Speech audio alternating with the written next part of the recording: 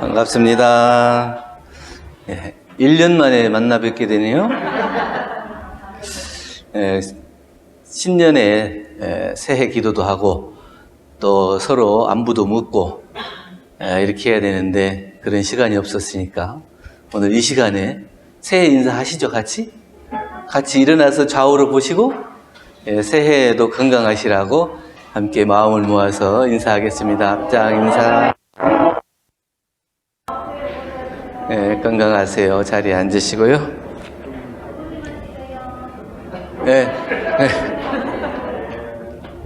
건강하세요. 야, 우리 교당의 교문은 교도님들이 오셔야 신이 나고 재미가 있고, 혼자 한 달 동안 이 자가격리하느라고 아주 죽는 줄 알았습니다. 영상을 통해서 다 얼굴은 보셨죠? 신춘년은 새해 이제 첫 법회가 됩니다. 처음 시작은 항상 그 뜻이 크고 희망찬데 조금만 지나면 그 마음이 풀어져 가지고 또 언제 새해를 시작했는가 이렇게 생각하고 또 평소 습관대로 살 수가 있어서 새해에 새 마음으로 올해에는 더욱더 복과 지혜가 충만한 해가 되도록 다짐하고 기도했던 마음이 12월 연말까지 쭉 이어질 수 있기를 간절히 염원 드립니다. 토끼와 거북이 얘기는 잘 아시죠? 토끼와 거북이가 경쟁을 해서 누가 이겼어요? 거북이가 이겼죠. 왜 이겼어요? 쉬지 않고 꾸준히 갔고, 토끼는 중간에 너무 약삭빨라서 빨리 왔다고 게으름 피우다가 졌다고 그러죠. 그래서 이번에는 중간에 안 자고 꼭 결승전까지 가가지고 1등 하리라 이렇게 마음 먹고 커피를 마시고 뛰었는데 끝나고 나서 이제 도핑 테스트에 걸려가지고 다시 또 거북이가 우승을 가져갔다 이런 얘기. 또 하나는 이제 개미와 배짱이 얘기도 아시죠?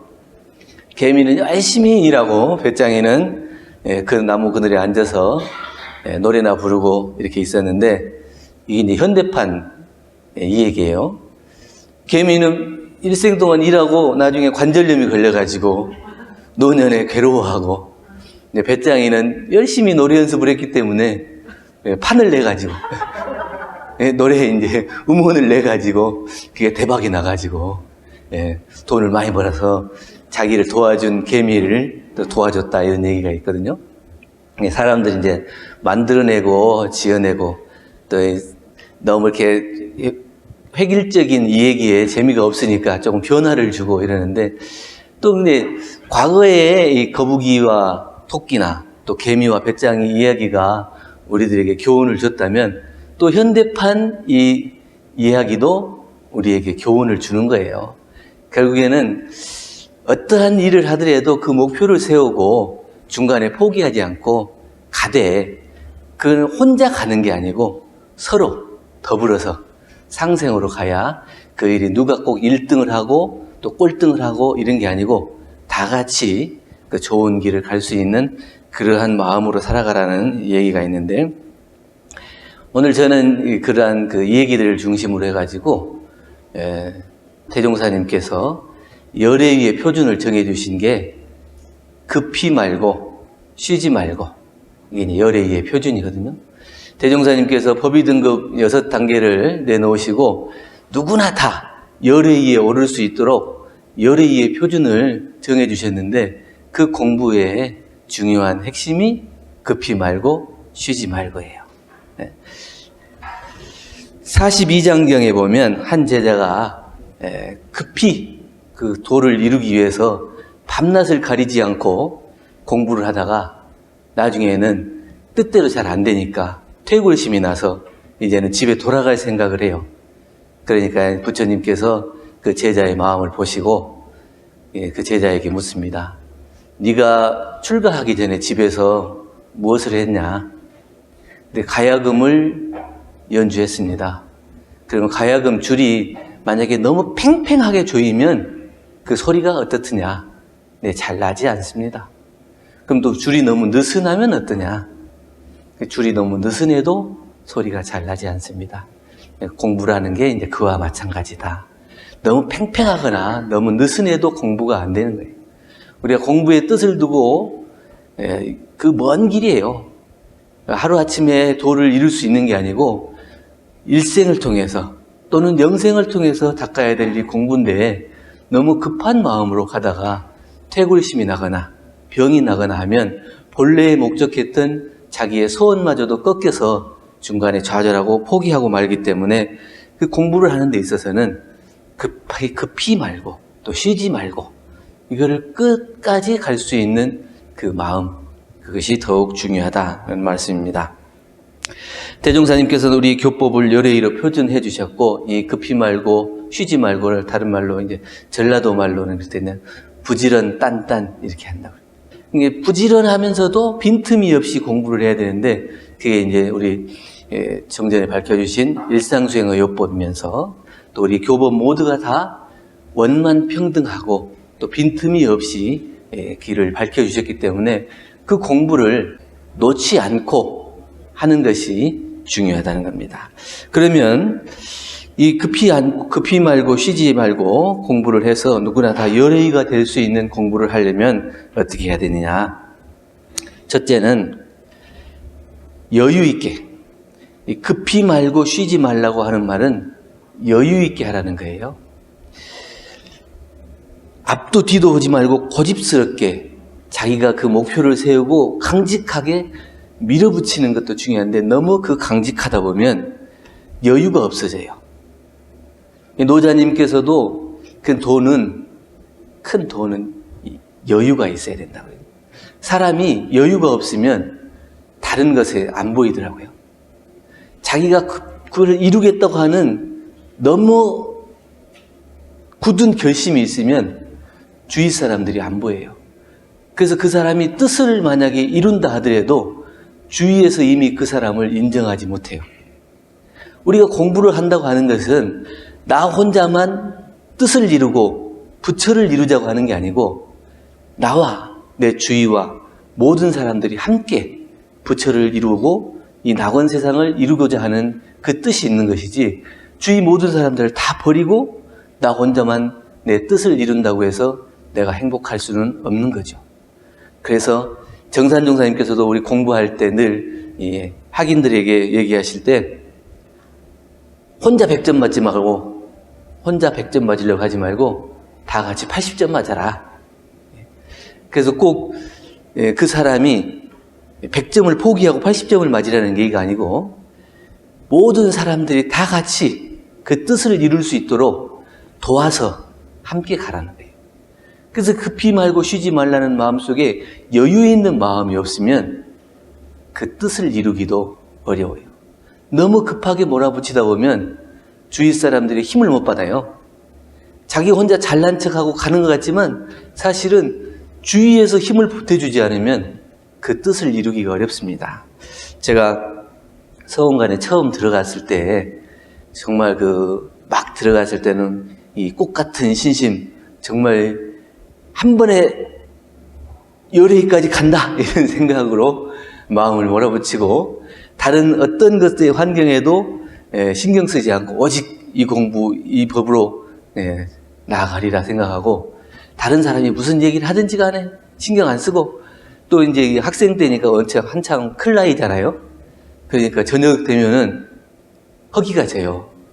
기숙사에서 모여서 살기 때문에 한 방에 4명씩 이렇게 사는데 라면을 끓여요. 저녁 때 되면 야참으로 라면을 끓여서 먹거든요. 근데 저는 이제 생각에 아침에 일찍 일어나서 좌선을 하려면 저녁에는 먹으면 안 된다, 이런 생각이 있고, 밤 10시가 되면 도량상규에 꼭 자야 된다, 이런 규율이 있기 때문에 10시가 되면 딱 자리를 펴고 누워요. 그런데 보통 10시 넘으면 이제 배가 출출해지기 시작하죠. 그래서 이제 한 방에 4명이 살면 보통 이제 그 1학년이 라면을 끓이고 치우고 이렇게 해야 돼요. 근데 좀 1학년이 공부를 해보겠다고 딱 도량상규를 철저히 지키면서 10시에 딱 자리 피고 누웠는데 그 사람 보고 라면을 끓이라 할 수도 없고 설거지를 하라 할 수도 없고 이랬죠. 그러니까 이제 그 2학년이 이제 라면을 끓이고 치우고 하는 일을 하죠. 세 사람은 먹고 저는 먼저 자고. 이러니까 이게 한두 번이면 모르는데 이제 한 학기를 사는데 한 학기를 살다 보니까 그 사람들, 함께 사는 사람들이 불평이 생기죠. 아무리 공부를 한다 그래도 막내 역할을 못하니까. 뭐 군대는 아니지만 그래도 이 학년 간에 어떤 해야 될 일들이 조금씩 있죠. 그래서 그 한 학기가 지나고 나니까 저에 대해서 이제 안 좋은 얘기가 들리더라고요. 그래서 여러 번 이렇게 생각을 하면서 고민을 하다가 굳이 함께 공부하고 나가는데 내가 도량상규를 지킨다고 다른 사람들에게 이게 싫은 소리를 들으면서까지 할 필요가 있겠나 싶어서 나중에는 안 먹으면 되지. 끓여주고 안 먹으면 되지. 그리고 잘 끓여서 치워주고 안 먹고 그렇게 해서 한 학기를 사니까 그 이제 안 좋았던 얘기들이 좀 없어지고 그러더라고요. 그래서 이제 어떤 일을, 뜻을 세우고 그 일을 가는 데 있어서 물론 각자가 굳은 결심을 가지고 나아가는 것도 중요하지만 그 마음에 여유가 없으면 다른 사람들이 함께 해주질 못해서 나중에 그 사람이 어려운 일이 생길 때 그 일을 함께 신경 쓰고 도와주고 그 마음을 위로해 줄 사람이 누구예요? 함께 사는 사람이거든요. 그런 마음의 여유가 없으면은 그 사람은 그 뜻을 이루기가 어렵다. 대산종사님께서는 황소와 같이 뚜벅뚜벅 가라. 영생을 통해서 할 일이고 실천하는 법이니 미흡함이 있더라도 너무 성급히 하려고 말고 여유 있게 해라. 소걸음처럼 뚜벅뚜벅 쉬지 않고 가야지 어느 때는 급하게 하면서 나중에는 혼자 지쳐가지고 그 일을 못하면 그 뜻을 이루지 못하게 되기 때문에 준비가 된 사람이야 여유가 있습니다. 그런데 미리 준비하지 않은 사람은 여유가 없어요. 자기가 해야 될 일을 하지 않으면서 여유만 부리면 그 일은 성공되기가 어렵습니다. 그래서 자기가 해야 될 일을 충분히 하면서 그 마음의 여유를 가져야 돼요. 그래서 준비하지 않는 사람은 여유가 없습니다. 또한 창의적이지 않은 사람은 여유가 없어요. 자기가 그냥 딱 했던 일, 생각한 일, 그리고 그동안 겪어온 일에서 벗어나면 그것이 꼭 잘못된 것처럼 생각하고 견디지 못하는 사람이 있거든요.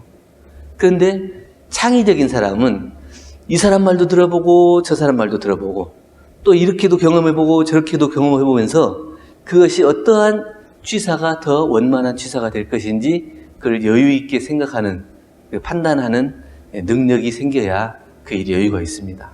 그렇지 않고 자기가 익히고 배운 것만 또 알고 있는 것만 고집한다면 그 사람은 여유가 없어서 결국은 그 일을 그르치기가 쉽다는 얘기입니다. 그래서 우리가 여유를 가지고 해야 된다. 제가 이제 공부할 때 마음의 쉼터 이렇게 적어놓고 이 노트에다가 적어놓고 공부를 했는데요. 고요함을 지키되 머물지 말라. 욕됨을 참되 비겁하지 말라. 부지런하되 구하지 말라. 이렇게 세 가지 표준을 가지고 공부를 했습니다. 그래서 고요하지만 그 고요함에만 머물러 버리면 그 사람은 안 되고, 또 욕됨을 참되 다른 사람이 내가 억울하고 이런 일을 당했을 때 그걸 참을 수 있는 인내의 마음도 있어야 되지만 그렇다고 참기만 해서는 안 되고 그것이 정당한 일 같으면 그것을 헤쳐나갈 수 있는 용기도 있어야 된다는 거죠. 그러나 우리가 이제 구하는 마음이 있지만 거기서 부지런히 열심히 하지만 내가 어떤 것을 구해야 되겠다고 하는 그 생각 하나에 딱 맺혀버리면 다른 것이 보이지가 않아요. 그래서 그것을 구하는 것이 구해지지 않을 때는 마음이 답답해지거든요.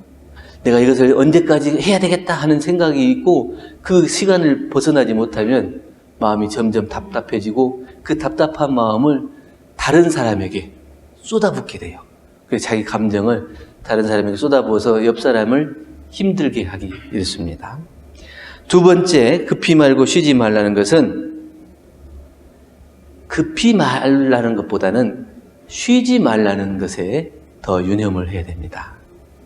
대종경 용품 40장에 대종사님께서 대중 가운데 처하여 비록 특별한 선과 특별한 기술은 없다 할지라도 오래 평범을 지키면서 꾸준한 공을 쌓는 사람은 특별한 사람이니 그가 도리어 큰 성공을 보게 되리라. 이렇게 말씀을 해주셨습니다. 우리가 살다 보면 가장 힘든 게 뭐냐면 인사를 챙기는 것이 힘들더라고요. 애경사 챙기는 게 힘들어요.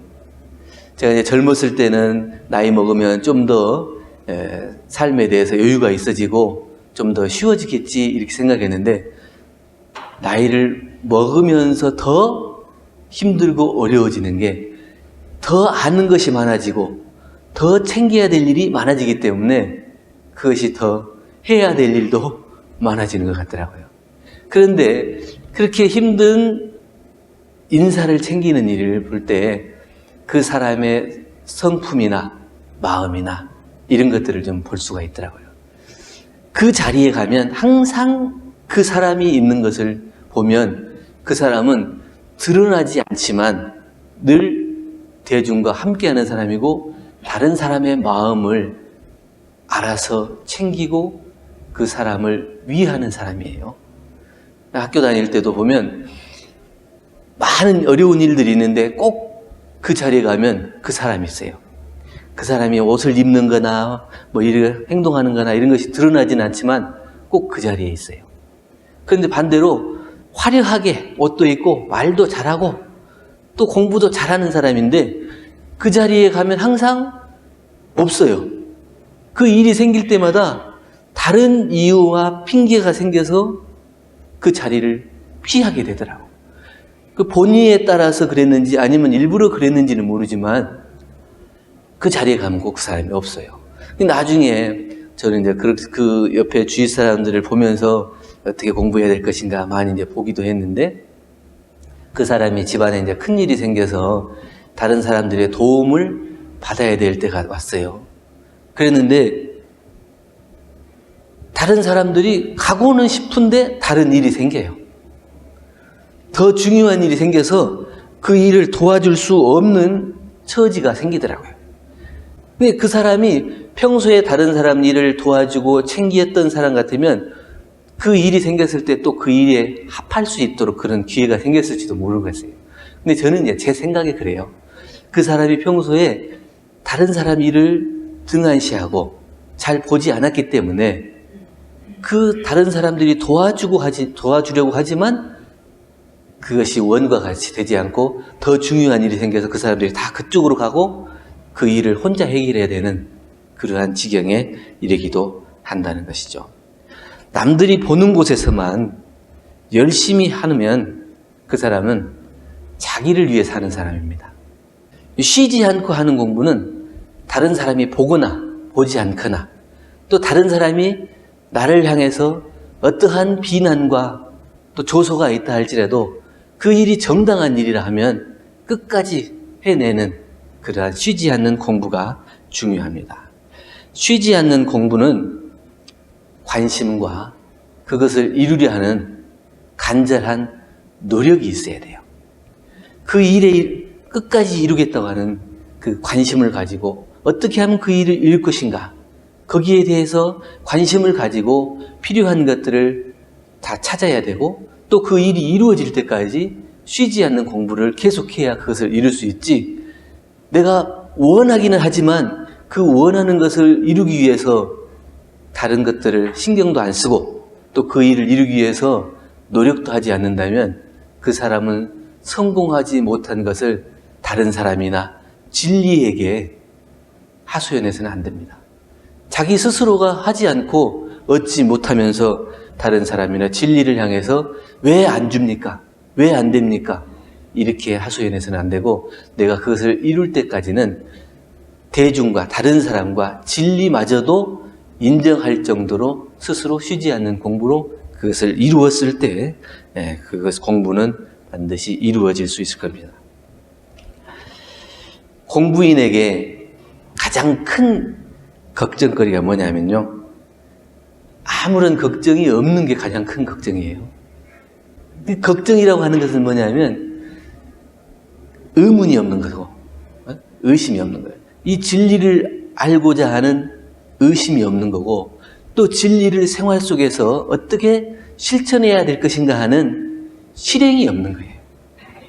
이런 사람은 자기 스스로도 걱정이고 다른 사람도 걱정이죠. 그러면서 나는 공부인이다 말만 이렇게 하면 그 사람은 그 공부인이 아니에요. 제일 걱정이 되는 사람. 여러분들은 걱정이 있습니까? 없습니까? 있어요. 걱정이 있어요? 네. 네. 생활적인 걱정 말고, 근데 교당에 오셨으니까 생활적인 걱정 말고 진리에 대한 걱정, 또 이 진리를 생활 속에서 실천하지 못하는 걱정, 또 내가 그동안 공부했는데 이게 원만하게 이루어지지 못하는 것에 대한 걱정, 이런 걱정이 쉬지 않아야 돼요. 그래야 그 사람이 진급할 수 있는 기회가 되는 것이지, 공부의 길에 들어서서도 늘 한가하고 여유 있고 아무런 걱정이 없는 사람이 되어서는 안 된다는 겁니다.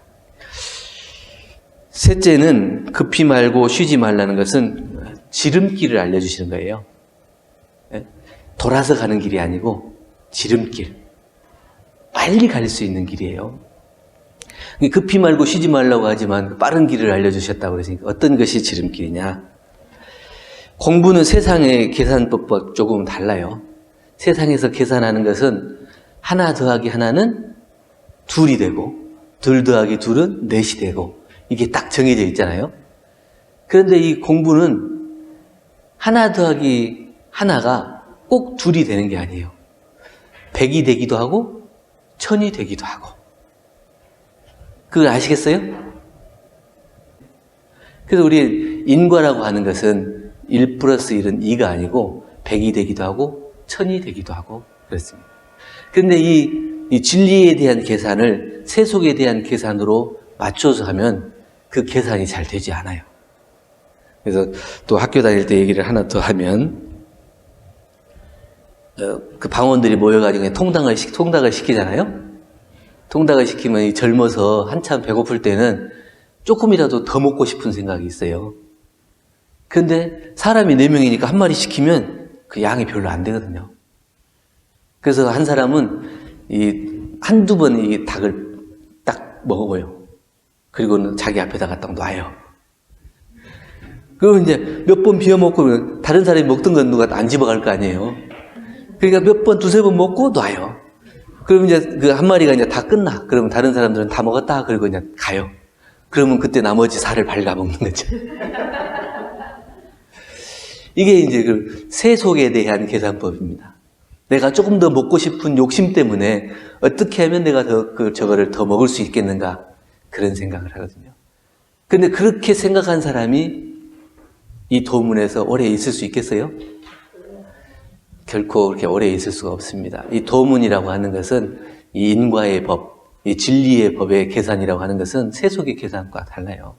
금강경에도 보면 부처님께서 칠보보시로 보시하는 것이 그 공덕이 크냐? 큽니다. 그렇게 칠보보시로 보시를 하는 것이 공덕이 크지만 그보다도 이 금강경 사구계를 가지고 그거를 전해주고 그걸 깨칠 수 있도록 하는 것이 훨씬 더 공덕이 크다. 근데 세상 사람들은 이 사구계의 이 진리의 말씀을 나타나지 않는 것, 보이지 않는 것이기 때문에 그것이 뭐가 중요하냐. 지금 당장에 내 배가 고프고 먹고 사는 것이 힘든데 그것을 먼저 해결해야 되는 것이 아니냐. 이렇게 생각해서 칠보보시보다 더한 이 진리 공부에 대해서 공을 들이지 않는 경우가 많이 있죠. 그러나 우리가 공부를 한다고 하는 것은 이러한 진리적인 계산을 확실히 알고 인과에 대해서 토를 떼야 됩니다. 수행이라고 하는 것은 요령이 없죠. 자기가 공을 들인 만큼 그 공에 대한 결과가 나타나는 것이고 그것이 인과의 작용이고 진리의 작용이고 우리 각자 마음의 원리입니다. 종목사님께서 신년법문으로 집집마다 부처가 사는 세상을 만들라고 말씀해 주셨는데 각자가 부처가 되지 않고 또 각 가족들이 다 부처가 되지 않는다면 그 부처가 사는 세상이 되겠어요? 그런 세상이 될 수가 없죠. 그래서 그 마음을 어떻게 공들이고 어떻게 수행을 해야 이 길을 원만하게 이룰 것인가 하는 것을 급히 말고 쉬지 말라는 말씀으로서 공부인의 표준을 잡아주시고 지름길을 밝혀주신 겁니다. 간혹 우리가 전생에 무슨 업을 지었기에 이런 업을 받냐 이렇게 생각하고 세상을 미워하고 원망하고 자신을 자학하는 경우가 많이 있어요. 어떤 일을 당하면 내가 전생에 무슨 업을 지었길래 이렇게 힘들고 어렵게 세상을 살아가느냐 이렇게 생각하는 사람이 있거든요. 저는 공부할 때 인과를 과거 소구평으로 하지 말고 미래지향적인 인과로 생각을 해라. 과거에 내가 어떤 업을 지었냐 이렇게 생각하면 과거의 업만 커져요. 내가 하는 일마다 안 되면 어떻게 해요? 과거에 내가 또 업을 지었는가 보다, 과거에 못했는가 보다, 과거에 계속 과거만 생각하면 과거의 자신의 행동에 대한 후회와 반성만 남지 미래에 대한 희망이 보이지 않거든요. 근데 인과라고 하는 것은 과거, 현재, 미래잖아요. 과거에 지은 걸 현재에 받고 현재에 지은 걸 미래에 받는다면 굳이 과거에 지은 걸 현재에 받는 거에 대해서 원망하고 불평하고 괴롭게 살지 말고 내가 지금 여기에서 짓는 것이 미래에 내가 받게 될 것이다. 이렇게 생각하면 얼마나 미래에 대한 희망찬 생각이 있습니까? 또한 그 인과가 과거에 내가 어떤 업을 지어가지고 내가 이걸 받는다. 이렇게 해서 그 우울하게 살 것이 아니고 한 생각을 돌려서 저 사람이 얼마나 절박했으면 나를 찾았겠냐. 이렇게 생각을 해야 돼요. 내가 어떠한 도움, 작은 도움이지만 저 사람을 위해서 도움이 된다면 기꺼이 그것이 기쁘게 생각하겠다. 이런 마음으로 그 인과를 받아들이면 과거의 업이 그렇게 괴롭지만 않아요. 그 사람이 희망이 생깁니다. 내 스스로가 희망을 갖지 못하면 내가 부처가 될 수가 없어요. 부처라고 하는 것은 원만한 인격을 이루는 것도 중요하고 진리를 아는 것도 중요하지만 자기 스스로가 희망을 놓지 않고 또 긍정적인 자세를 놓지 않고 이 공부를 급히 하지도 않고 쉬지도 않으면서 꾸준히 나갈 수 있는 그 마음의 여유, 그 희망을 잃지 않는 마음, 이게 부처의 마음입니다. 우리가 다 부처잖아요. 근데 부처인데 항상 원망과 또 괴로움, 이 마음속에 남아있으면 자기 스스로가 부처인 것을 부정하게 되는 거고 부처를 이룰 수 없어요. 그럼 내가 부처가 되지 않으면 내 가족과 이웃도 부처로 보이지가 않는 것이죠. 내가 스스로가 부처를 이루고 부처로 볼 수 있으려면 그러한 마음 작용을 급하게도 않고 쉬지도 않으면서 이 공부길을 닦아 나갈 때 그 공부가 돌아가는 공부가 아니고 지름길로 갈 수 있는 정당한 공부로, 바른 공부로 바로 불지에 오를 수 있는 공부가 될 것이라는 얘기입니다. 한 마음을 돌리는 그 마음, 이게 바로 우리의 지름길입니다. 목이 마를 때는 해골물도 감로수가 되잖아요. 또 쉬지 않는 공부인에게는 번뇌라고 하는 것도 불보살의 바탕이 되는 겁니다. 목이 말랐을 때는 해골물도 감로수처럼 달게 마실 수가 있는 거고 내가 지금 괴롭고 힘든 번뇌라 할지라도 공부로 삼는 사람, 공부인에게는 그게 불보살을 이루는 바탕이 되고 디딤돌이 되어서 한 단계 한 단계 올라갈 수 있어요.